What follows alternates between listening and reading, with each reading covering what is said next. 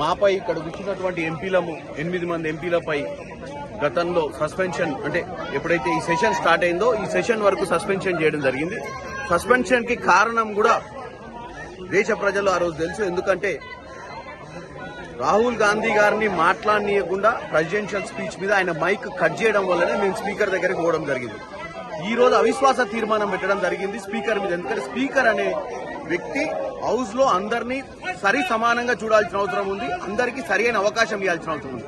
కానీ స్పీకర్ పక్షపాతి బుద్ధితో పనిచేస్తున్నట్టు వాళ్ళ అధిష్టానం అంటే ప్రధానమంత్రి అమిత్ షా, కిరణ్ రిజిజు గారి చెప్పినట్టే పనిచేస్తూ వారి సభ్యులకే ఎక్కువ అవకాశం ఇస్తూ మా సైడ్ నుంచి ఏ ప్రతిపక్ష నాయకుడు కానీ ఏ పార్టీకి సంబంధించిన నాయకుడు మాట్లాడినా కానీ అవతల వాళ్ళ చేత డిస్టర్బ్ చేసి ప్రజలకు సందేశం అందకుండా చేసే ప్రయత్నం చేస్తున్నారు. ఈ రోజు ఈ బ్రేక్ తర్వాత రెండో రోజు కూడా మేము ఇక్కడ మకర్ ద్వార్ దగ్గర ధర్నా చేస్తున్నాం.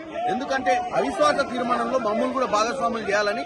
ఎందుకంటే మేమే కదా ఆ రోజు సస్పెండ్ అయింది. మేము ఆ రోజు సస్పెండ్ అయినప్పుడు మేము నిషికాంత్ దూబే కూడా సస్పెన్షన్ చేయాల్సిన అవసరం ఉందని చెప్పినాము. అనురాగ్ ఠాకూర్ ని కూడా సస్పెన్షన్ చేయాలని చెప్పినాము.